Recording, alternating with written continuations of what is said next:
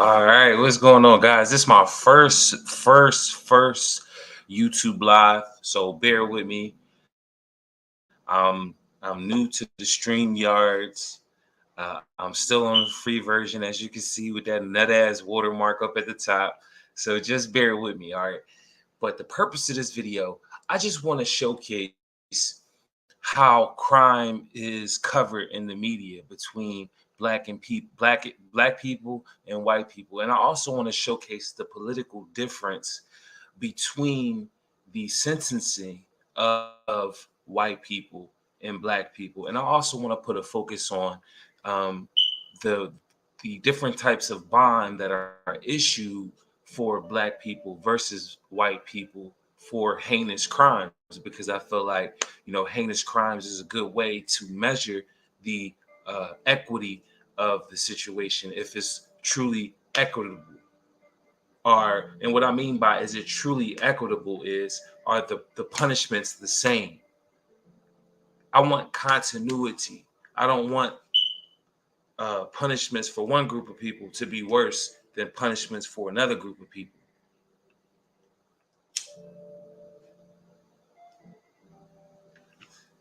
So because I don't want punishments to vary between people, let's go and dive into this article. Okay. So in these articles, I got two articles for y'all. And these articles are going to showcase the not only the social treatment of white people in the media, but you're also going to see the political side and how white people are sentenced versus how black people are covered and sentenced and given bond, etc. So it says missing South Carolina woman's ex charged with murder of current girlfriend and baby. So if we go deeper into that article, it says a South Carolina man charged with murder and recent deaths of his girlfriend, their newborn baby, and a woman that went missing in 2021. So right there, that's his girlfriend, the newborn baby, and a woman who went missing in 2020. So there's three people that this man is responsible for, the deaths of three people he's responsible. All right, so keep that in mind. Let's just keep reading. We only got a little bit more to go. So Greenville County authorities on Thursday charged Tyler Wilkins, 22, with murder, child abuse, child neglect, and kidnapping in connection with the most recent crime. Wilkins has a slew of pending charges, including an attempted murder charge from 2021. He posted bond of over $4,000. You pay 10% of your bond. So he had a $40,000 bond. He paid 10% of it, $4,000 for three people, responsible for three people. Now keep that in mind, and was released in January. Okay, do you see that? Now let's just recap what we just seen. So this man was responsible for the death of three people. He was charged on Thursday with murder, child abuse, child neglect, kidnapping in connection with the most recent crimes. He has a slew of other pending charges, including attempted murder from last year. He posted a bond of over $4,000. Okay, so now let's go on to our next article. So now this is how white people are covered in the media, how their stories are covered, and how they're politically sentenced. So keep this in mind. So now let's go to our second article. So in this article, let me make sure it's up on the screen so y'all can see it. Let me change that. Let me present.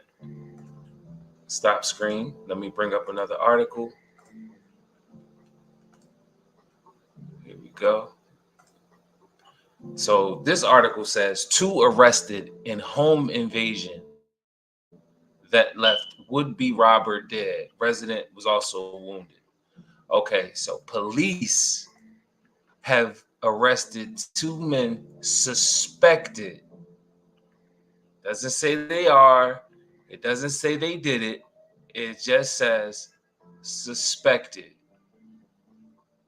And just because I read that suspected word, I'm gonna share a bonus article with you guys with the white bitch who was convicted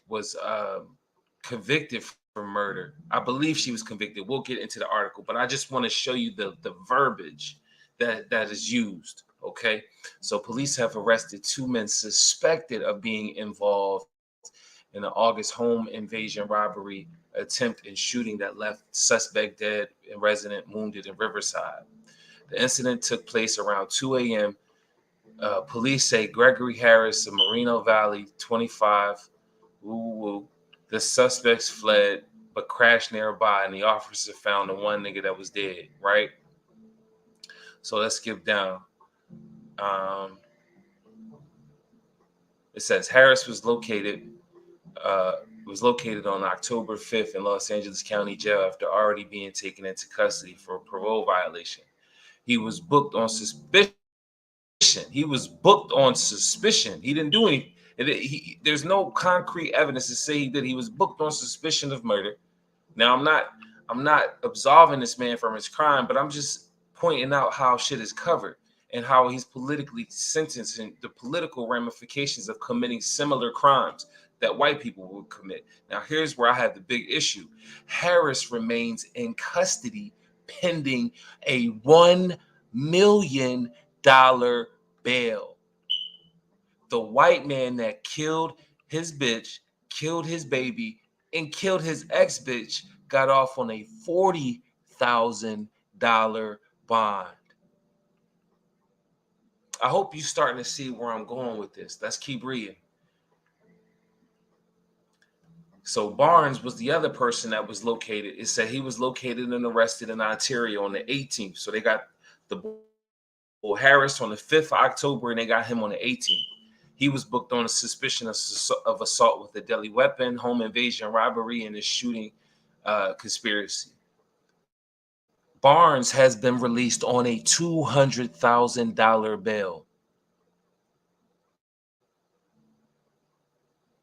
So here it is. You're telling me a white man who killed 3 people got off with a $40,000 bail, and 2 men that were suspected of a home invasion robbery got $1 million bail and $200,000 bail for a total of $1.2 million worth of bail. Now we know it's only 10% of that, but still,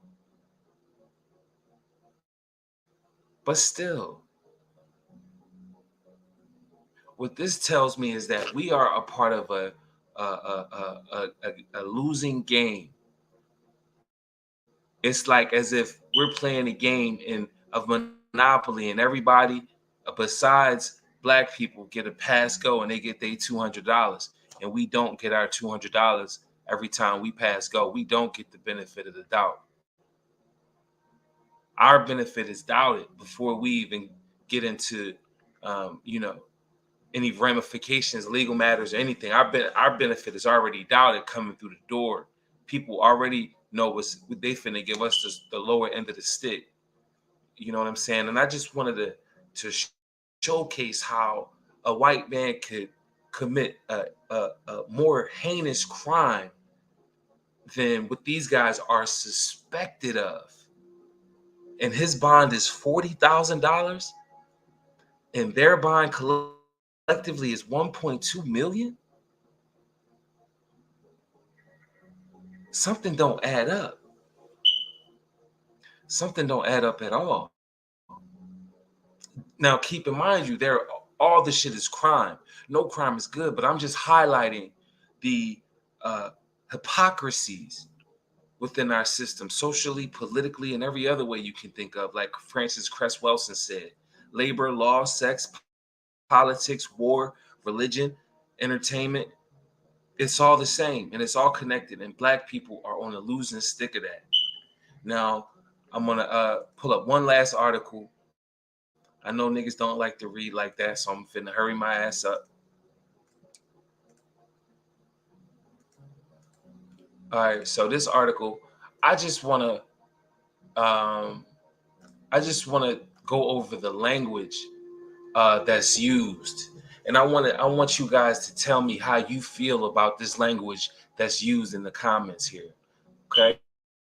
Say former model accepts plea deal in California's doctor's death. Body found in car trunk near Lake Mead in 2019. A Las Vegas woman charged with 2019 murder of California doctor has accepted a plea deal that guarantees she will be eligible for parole in 10 years. What? Let's keep reading. Kelsey took an Alford plea to second degree murder, which means she isn't pleading guilty, but she acknowledges there is enough evidence to convict her. What the fuck? What?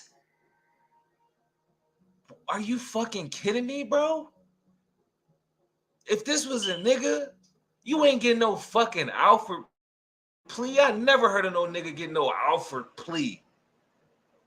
Please get the fuck out of here. That's what I'll say to that. Alford plea. Prosecutors say Turner and her boyfriend, this nigga, John Kinnison, beat psychiatrist 71-year-old Thomas Bouchard to death and hid him in the trunk of a car left out in the desert near Lake Mead in March of 2019. Police said Turner had a relationship with Bouchard. This bitch had a relationship with this old nigga, and he was paying her bills and shit.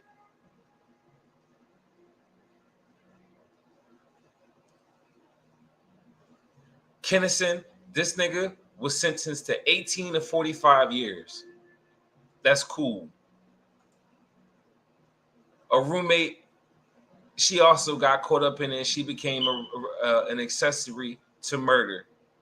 But this bitch is getting a Alford plea.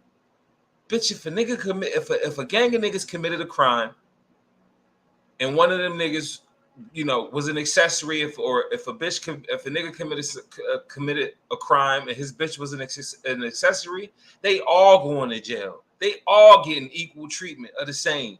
If it was niggas, but if we dealing with white people, they'll get the white guy if they have to. They're gonna try to just keep the bitch in the good graces. Like, no, man, fuck all that shit. Give everybody that's committing crimes similar punishments. Don't be giving people Alford pleas and this, that, and the thirds. Nah, give everybody the same treatment. But I just think it's so funny how these media outlets cover these stories and the legal ramifications and how they're not equal and how it's all a big hypocrisy. It's a big double standard. And it's just something to really watch out for. Make sure you're really protecting yourself out here in these streets and you're not getting caught up in no dumbass shit that's going to put you in this system to where they're doing what they want with you. You know what I'm saying? But I hope y'all got something out of this shit, man. I'm out.